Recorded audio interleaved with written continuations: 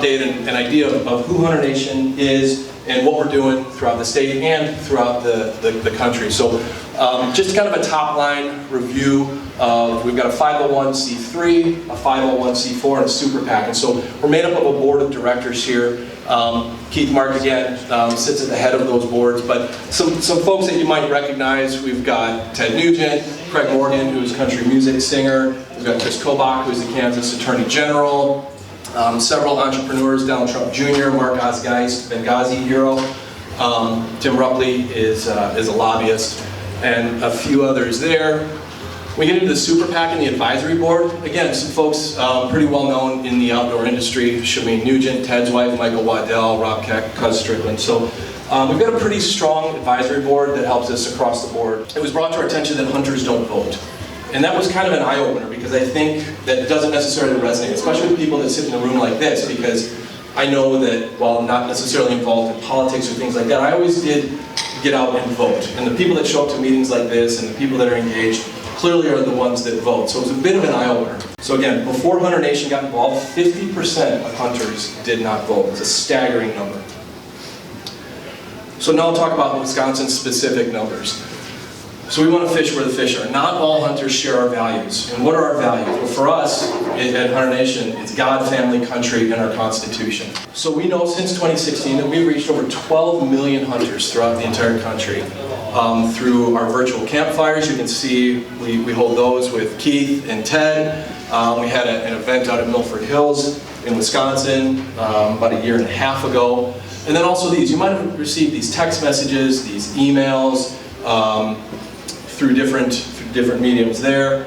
But again, we're constantly pushing and talking about the different agendas that we're involved in. But this is where the numbers are quite an eye-opener. When we look at those folks that we were targeting, and this is within the 5 key swing states, Arizona, Georgia, Michigan, Pennsylvania, and Wisconsin, you can look at here, we'll look at these numbers. So when we look at the number of hunters that we were going to target in the state of Wisconsin, it was a little over 521,000. And then you see to the left, you've got that no, low, mid, new, and probable. And what that does is that identifies when those people had voted. So when you look at that no, that was a licensed hunter that hadn't voted in the last 4 elections. So 16 years of not voting, and then it goes down from there. Low, once, so 25%, mid, half the time. New, that's a category, so that's a young adult that had never voted because they weren't eligible to vote based on their age. And then probable, kind of the core category there. A lot of people that are sitting here, registered voters that likely did participate in those last 4 elections. So you can see in total about a little over 2.685 million hunters that we were targeting, specifically in the state of Wisconsin. Here is about 521,000. So from there we put together some goals and some metrics of what we thought would be realistic to get these people out to vote. And again, this is specific to the 2024 presidential election. So we identified 445,000 plus just in the state of Wisconsin that fell into those categories: no, low, mid, new, and probable.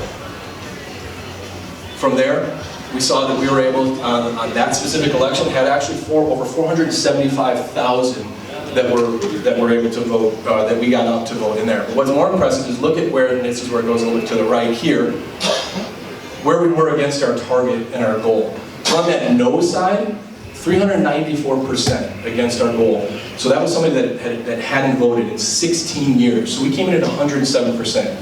What was a little bit eye-opener for us was in that new category. So that's something that in those all states across the board, 80%, 79%, 85, 88, passing grades, but those are the areas that we can get better. And so how do you target that? Because that's that next generation of hunter, 18, 19-year-olds that are involved, but how do we target that person and ensure that they get out and vote our values, which again, we say God, family, country, and the Constitution. So what was that impact? If you look at the state of Wisconsin here, and that no, low, and new, it's almost 118,000 voters that at best had voted 25% of the time in the last 16 years. And you can see it across the board in the other 4 states, in Pennsylvania, Georgia, Michigan, and Arizona. They're staggering numbers. And look at what the presidential margin of victory was.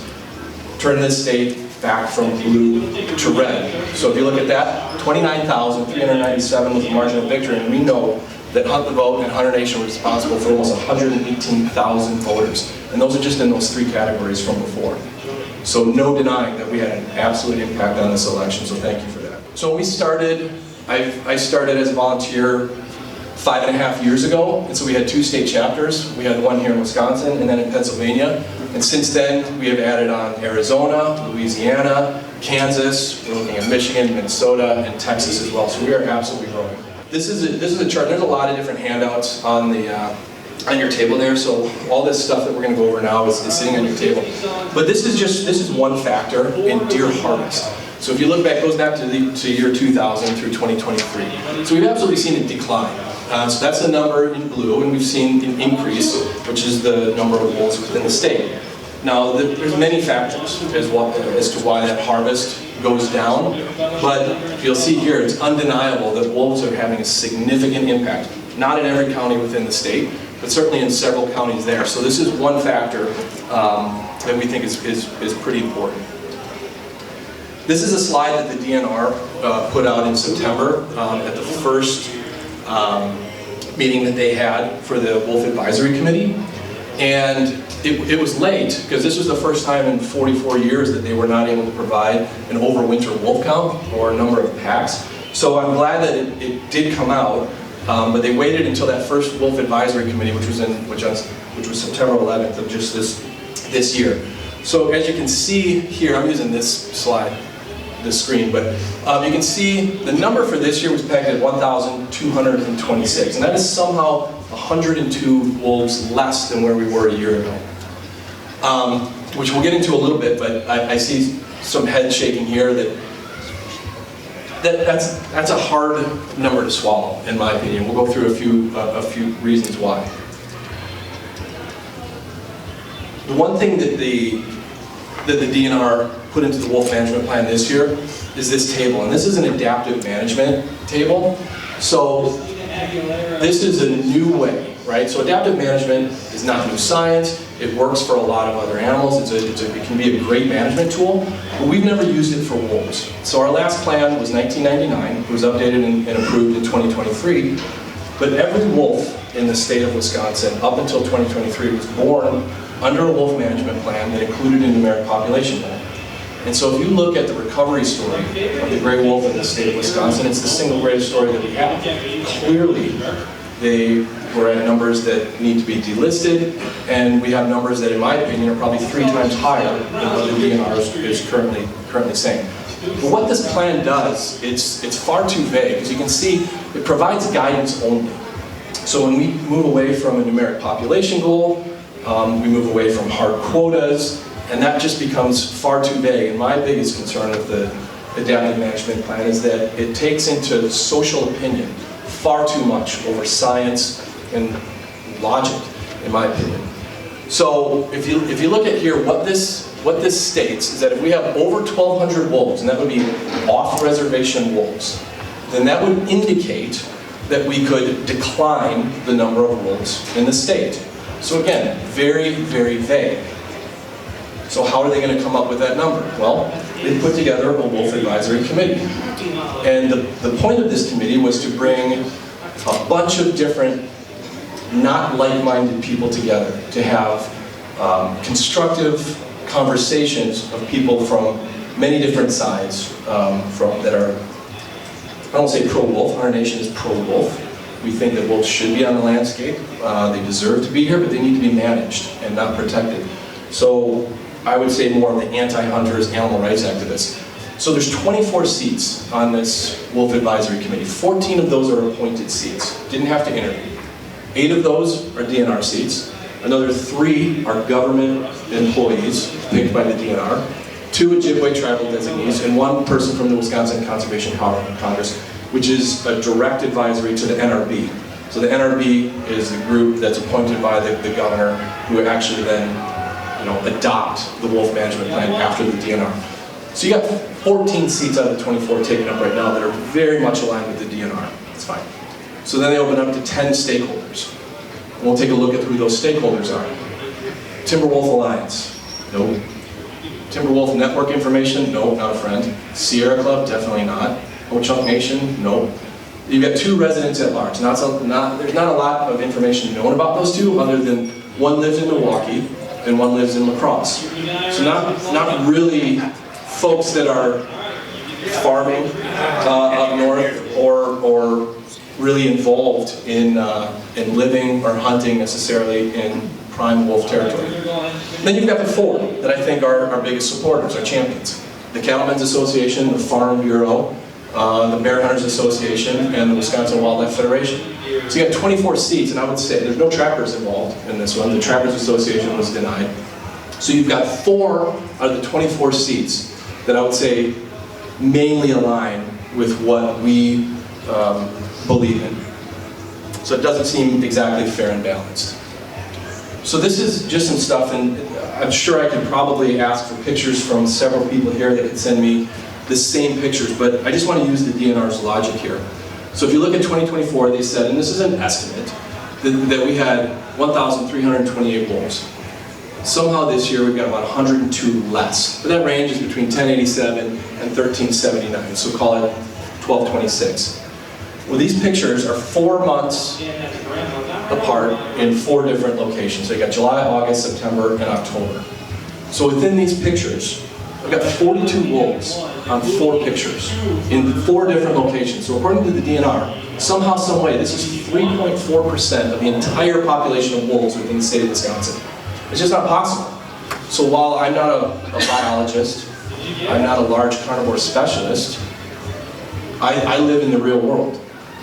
And so this tells me, and the people that I talk to daily, that live, that hunt, that farm in these countries like Douglas and Ashland and Bayfield, that this is an absolute problem. And there's probably 1,200 wolves in those 3 counties right there. So what happens when they're unchecked and they're protected? We have more depredation.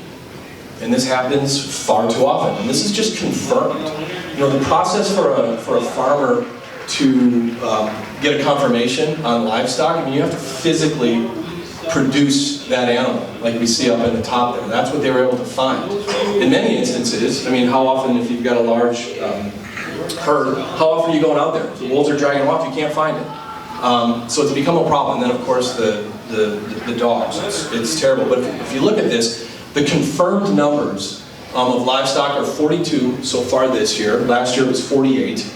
Pets were at 3, last year 13, but that's a little bit of my number going back and forth because we had several miniature horses, I don't know if you remember this, last year several miniature horses that were killed by wolves. And those, the DNR classified them as livestock. Those weren't livestock, those were pets, they had names.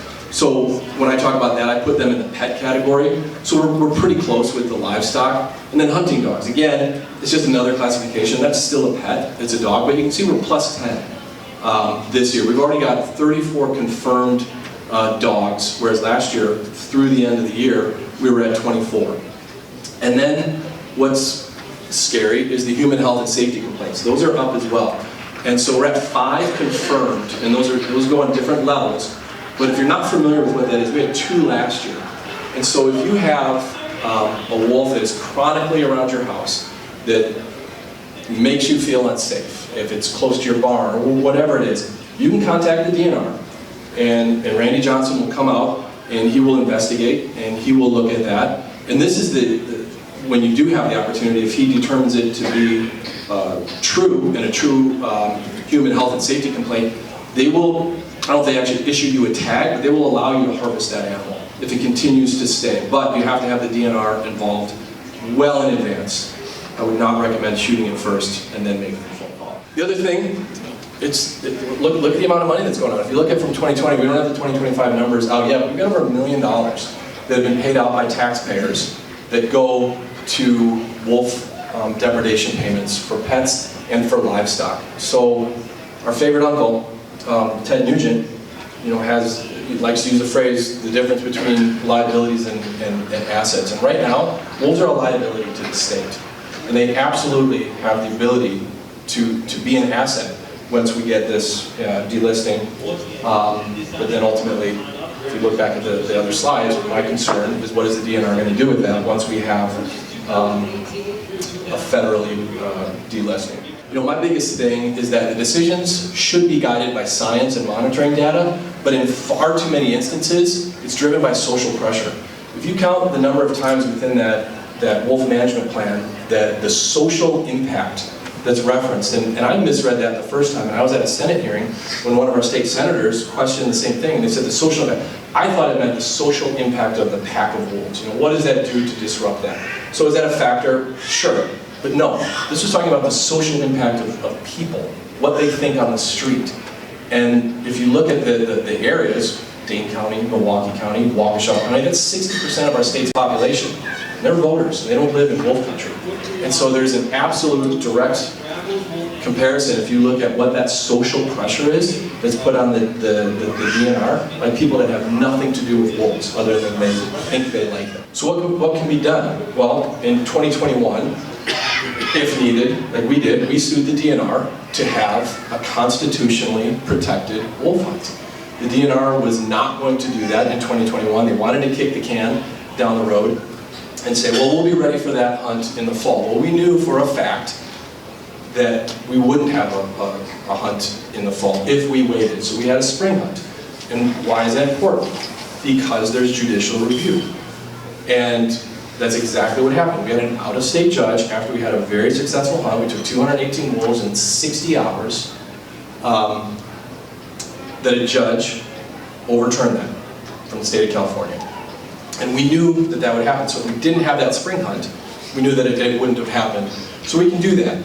We do prefer to take the legislative routes, but that continues to be a challenge too, and that goes back to what we're talking about with the importance of voting. So we will, in Hunter Nation, myself, we will continue to be that voice, and we will show up at assembly meetings and Senate hearings. But we could use your help too, because I would say that everyone I've been to, we have been painfully outgunned. The anti-hunters and the animal rights activists have far more people testifying, and that goes back to the adaptive management plan, is the social impact. When the assemblymen and the senators hear that, and it's 10-2 in favor of a protection plan, not a management plan, we need better and stronger voices. We're going to continue to hold meetings like this. We're going to continue to send out advocacy ads through all social media channels. We're going to continue to put out pamphlets. You see a lot of this stuff that we've put out over the last 2 years that are sitting on the tables there. I encourage you to take a look and read through those. This is also on each table. You can tell a little bit about what we're doing from a national standpoint, and then also specifically here within the state. There's 2 QR codes. The one on the left, it's free. Scan that, you're entered into a dream hunt, and we're giving away a Chevy truck this year as well. On the right, it talks a little bit more about our Hunt the Vote efforts and getting people registered to vote. So I would encourage you to do that. At this point, I would like to turn things over to Congressman Tiffany. He's going to talk through some things, and then Keith will talk, and then we'll have a question and answer comment. Thanks so much, Chris. Let's have a hand for Chris. Thanks for that. The slaughter needs to end here in the state of Wisconsin. It needs to end, and if I'm the next governor of the state of Wisconsin, the slaughter that is going on as a result of wolves is going to stop. It's time, isn't it? Yes. Absolutely. Let's talk a little bit about the federal side of things. The wolf is in the Hotel California, and we're trying to get it out. You can enter, but you can never leave. That is the story of the Endangered Species Act here in the United States. As Chris said, the wolf belongs on the landscape. It is a beautiful animal, but like any other animal, it needs to be managed. And that, of course, is not happening at this point. So I'll just give you a brief update on what's happening in Washington, D.C. In the Natural Resources Committee, I authored the bill, the Pet and Livestock Protection Act, this year, and that is to remove the wolf from the endangered species. We passed it out of the House last session. We passed it out of committee this session. I am expecting a vote here before Christmas in the full House of Representatives. And I'm counting on leadership scheduling that for a vote. We were supposed to get the vote in October, but you all know what happened. in regards to that. So, but in the next few weeks that we have leading up to Christmas, hopefully we're going to be able to get a vote in the House and get it over to the Senate, and then we'll let Senator Thune do his magic over there and hopefully be able to get it to the President's desk. If I had to give it odds, I would say it's 50-50 that we're going to be able to get that done. Now, you may say 50-50, you know, can't we do a lot better than that? I'm just telling you, these are the best odds that we've had in a long time to be able to get this done. Hopefully, we can get it across the finish line. Because the next thing that's going to happen is the state of Wisconsin with what they call a plan. That is not a wolf plan. That is not a wolf management plan that has been passed here, or what they're trying to implement. This is just an impediment to management of the wolf going forward. I hope you will continue to contact your legislators and tell them we want to see something different here, because if we are able to get that wolf delisted, we want to be able to manage them here in Wisconsin and have a successful hunt, just like we had in 2021, where sportsmen did what they usually do. You need to cull the herd sometime, and that's exactly what they were doing, and they did it successfully, and hopefully we're going to be able to get to that point again. So as we go forward with the non-plan that you see, the advisory committee that is clearly trying to stonewall proper wolf management with the actions that they're taking, just the makeup of the committee itself is an impediment to having proper wolf management. We are going to make this a central issue in this next campaign. And we are going to make the Department of Natural Resources a central issue into this campaign. It is time to split the Department of Natural Resources, Fish and Wildlife, and then Environmental Protection. We're one of the few states that combines them, and the big concern is that all those license fees that all of you pay, that is all, that money can all be moved wherever they choose to within the Department of Natural Resources. Shouldn't we segregate that money that you pay in for fish and wildlife license fees, trapping licenses, shouldn't that be segregated so it just goes to enhancing habitat and opportunity for you as sportsmen? Most states, that's how they handle it. They split their agencies, unlike what we have done here in Wisconsin. That's what I'm going to do as the next governor of the state of Wisconsin.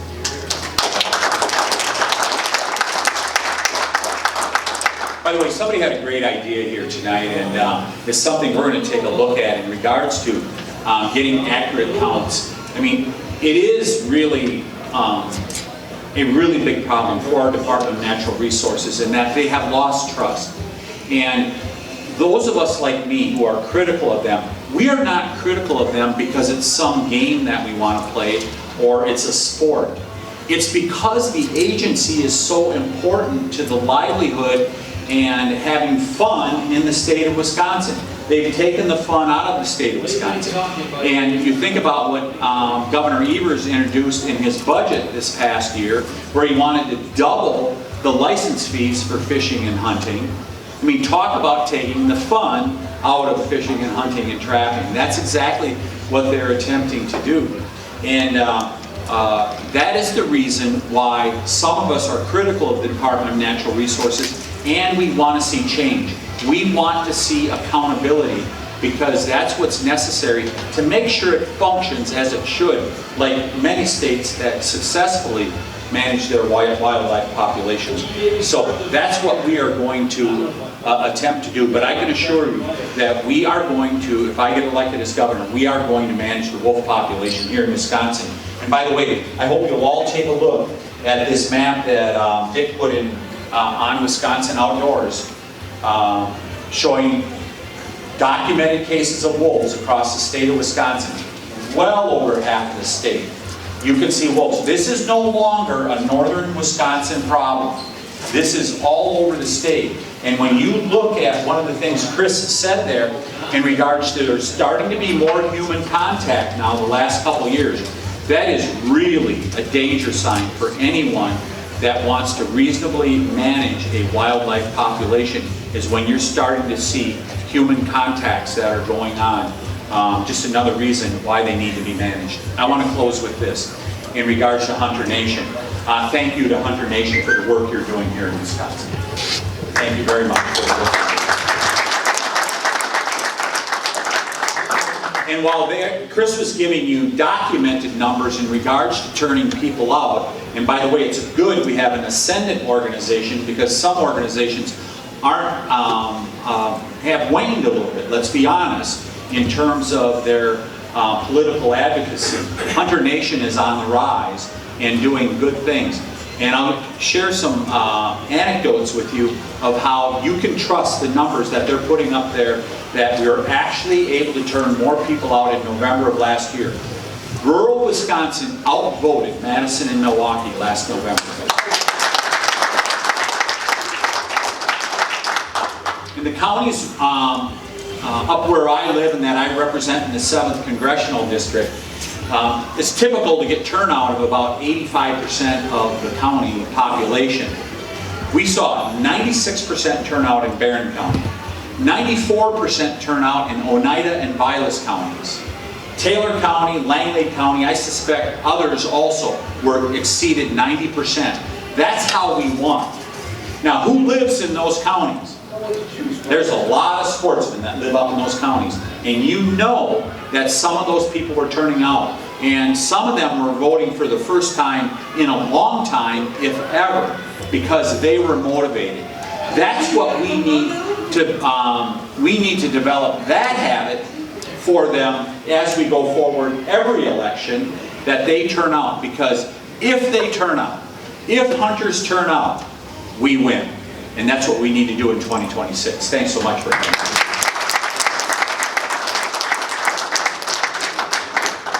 The year after the wolf hunt, deer population spiked for one season and then back on the decline. That's not a coincidence. Let's talk about something else. In 1992, when U.S. Fish and Wildlife formulated the wolf plan, how many wolves do you think they said would be perfect for Wisconsin? 300? 1,500. 80. The original plan was if there could be 100 wolves outside of Minnesota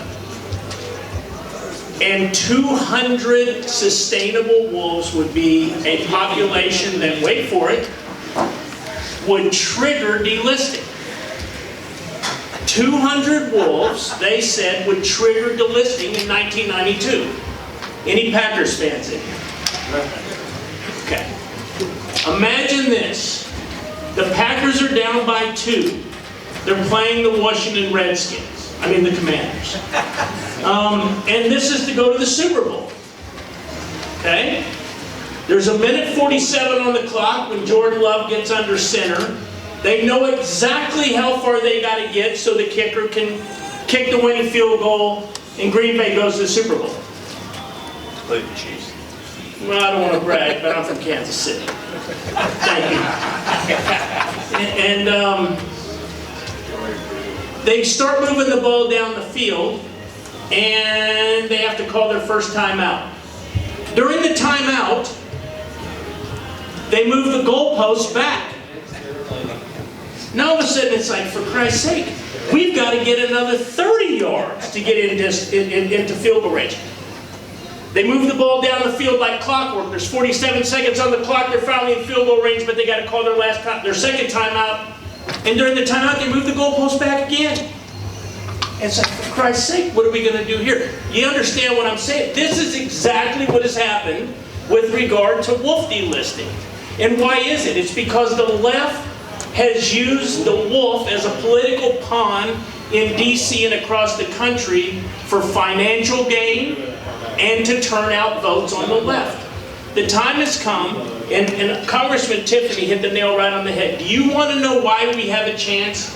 Because finally, for the first time in a long, long time, the American hunter has said, I've had enough. 90+% turnout in some of these rural counties and places where Hunter Nation worked this last election cycle. And all it took was to message them with someone they trusted in a place where they got their content, and then it was like a light bulb went on over their head, and they're like, yeah, America actually does matter to me. You know, I did this podcast with Ted Nugent, who's been my best friend for 25 plus years. And Ted said the left is not going to destroy America. The Muslim terrorist organizations that target us, the cartels, they're not going to destroy America. If America gets destroyed, it's going to be apathy from our own people. Now, let me ask you this question as I'm kind of rambling my thoughts here. So let's say Congressman Tiffany leads the charge like he is in D.C. We get a vote in the House and it passes to delist the wolf. And we get it through the Senate. We win. And wolves are delisted, which means management then gets returned back to each state. Do you think Colorado's going to manage their wolves? No, because the governor's husband is a big pro-wolf guy. So they're not going to manage wolves. Hey, what about right here in Wisconsin right now? I'll bet you dollars to donuts that when your legislature this year, and I'm guessing they're going to, they've looked at this wolf plan and they know it's not going to work. And I'm going to guess that they're going to put together a plan and legislation that says, in order to manage wolves, we need to know how many wolves we have accurately and what our population goal is. And when they put that on Governor Evers' desk, you think he's going to get out his pen and sign it? No. Hell no, he's not going to sign it. So what does that tell you? What needs to happen in Wisconsin if Hunter Nation and Congressman Tiffany get this wolf delisting done? What has to happen in your state? Well, you got to get somebody sitting in that chair in Madison that cares about wolf management. Now, Hunter Nation, we're not-for-profit, so we don't endorse any candidates. Thanks for coming, Tom. Really appreciate it. Or any political party. You know, but I will say this, that as we look over the horizon of America right now, I think we're in a much better place now than we were 4 years ago. Oh, yes. And as I look out over that horizon, and I see men and women like yourself showing up to little events like this in Green Bay, Wisconsin, and I was just recently down in Arizona. I'm going to be in Florida next week, and I see people just like you everywhere I go. And that gives me the most amount of optimism that I've had in my 65 years, that finally Americans that believe in God, family, country, the Constitution, and live this hunting lifestyle have woke up, and we're going to take our country back. And I think Wisconsin has the chance in this next election cycle to make a large statement that you're going to take this state back. And with that intro, I'd like to bring back Congressman and soon to be, Congressman Tiffany, and let him answer some questions. And if you have some for Hunter Nation, we can't do, but hey, do you realize what a treasure it is to have someone like Congressman Tiffany that comes to events like this? Not all politicians make themselves accessible to events like this. How do we get government out of this? How do we get California judge deciding Wisconsin or the rest of the United States can't do it? Yeah, really good. This is a really good question. It goes to the heart of the bill. He's asking the question, how do you make it so some coastal judge, which we've seen it on the East Coast and the West Coast, that they weigh in on this, they don't know a thing about wildlife management, and then they stop something like this, right? We have a successful wolf hunt in Wisconsin in 2021. What do? They shut it down after that. In our bill, the Pet and Livestock Protection Act, it does not allow judicial review. And so once that bill, if we can get it into law, these rogue judges can no longer come in and stop it from happening. That's what happened in Montana back in 2011. So Montana, Idaho, and the eastern parts of Washington and Oregon, they have wolf the states are allowed to do their wolf management, no judicial review. We want the same law right here for the rest of the country. Very good question.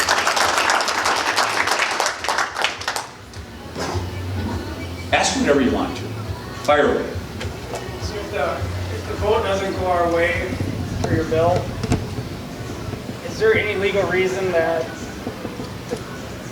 Trump couldn't sign an executive order slamming this home and just coming in behind you and making sure it happens?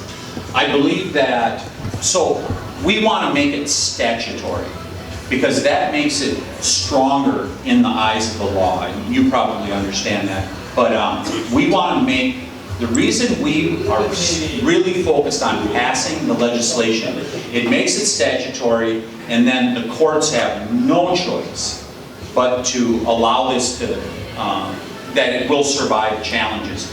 The next best thing is an executive order that would be a change of administrative rule where Fish and Wildlife would say, we're going to allow a wolf season.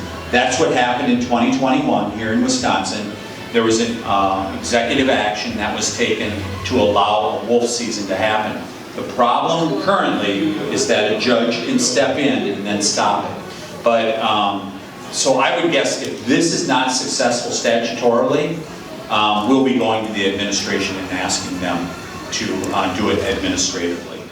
So Baldwin's got something that she's trying to push out called the Great Lakes, Northern Great Lakes Wolf Recovery Act. Does she have any traction, or is your bill that you propose a lot better? I'm just curious. Yeah, so first of all, ours is nationwide, and that's how it should be done. And politically, in order to get the coalition to pull together that will really support this, we really need to do it nationally. Because this is, I mean, think about Colorado. They've got a real problem now. Utah may have a problem coming. So as they plant wolves all around the country, it becomes a bigger problem for other states, and some of their elected representatives recognize that. Also, I don't know, but I would suspect her bill allows judicial review. And if the bill allows judicial review, then you don't have an effective wolf law that has been passed. Because you've allowed a huge loophole that a judge is going to drive a truck through from California. You brought up Utah. They're bringing in wolves from Canada. Isn't there federal law on that that prohibits that? I don't know, is there federal law preventing that? No, but I do know that there's a pact now that I think the Trump administration said that you can no longer bring Canadian wolves back in, but it's again executive order. So, Fish and Wildlife Service. yeah, so there's an executive order now that you can, but like so many executive orders, it can go away as soon as this administration is gone. And that's why some of this stuff we want to make statutory because it'll survive this administration. One of these, the outdoor thing where where wolves are. Right. These people in Milwaukee and Madison don't realize that they're coming their way. I think they're when already they get there, They're already there. I got a They're already there. outside of West Bend, and he's got one on camera from like 3 weeks ago. Yeah, I'm just saying they don't I've been realize tracking all this. that I take photos of them wolves everything. are The property owners, you name it. they're running out of food in the north. They're just going to keep going to where they find the food again. I got them in Dane County. Yeah. Your salt back is incorrect. I got pictures of them in salt. You know, here's a good question. The representative had a good point, and a lot of it is, I listen to a lot of these hearings that the DNR has, that all of us can attend. It's by Zoom camera, and it is important that you actually start listening to them.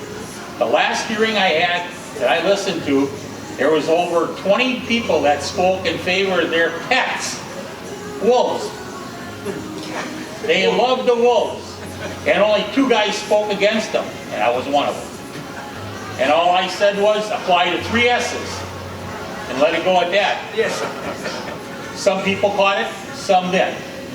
But honestly, people, you gotta get involved. Yeah, so you're correct.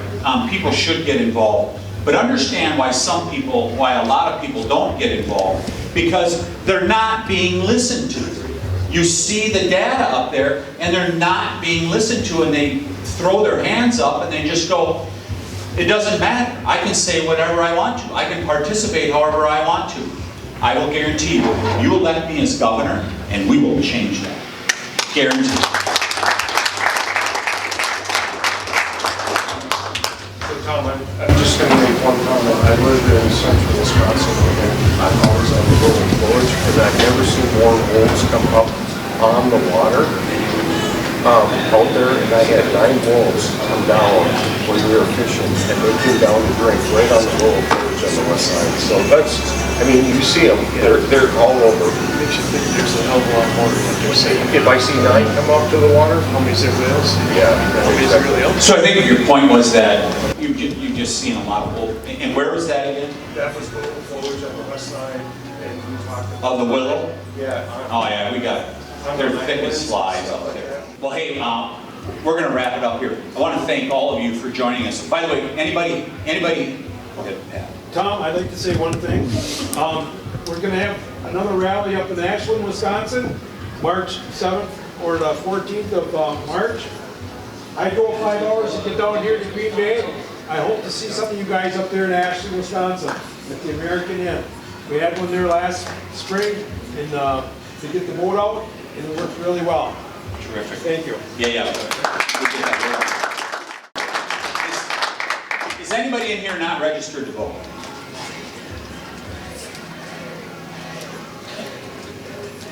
Good. Now, you got to make sure that you get others out to vote, because that's the role that Hunter Nation is playing, is getting people registered to vote and getting them out to vote. And that's going to be the mission here as we go into not just 2026, but for the future.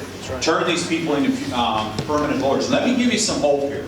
You saw the data that was presented by Chris. We outvoted in rural Wisconsin. We outvoted Madison and Milwaukee, first time in a long time. We need to make that a habit now.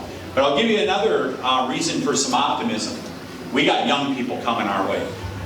If we can add hunters to these young people that are turning out to vote, right, Billy? Yes, sir. We are getting young people out to vote. UW River Falls, they got over half the kids at UW River Falls voted for President Trump. Think about it, a college campus. UW Lacrosse almost hit 50%. Almost hit 50%. These young people, 18 to 24 years of age, the light has come on for them. And if we deliver the story about why they think like us and we are the future, our ideas are the future, we can turn them into permanent voters also on our conservative side that espouse our values that we're talking about here tonight. Faith, freedom, family. They're ready for it. We need to deliver, and then we can win these races, including here in Wisconsin, into the future. Thanks everybody for coming out.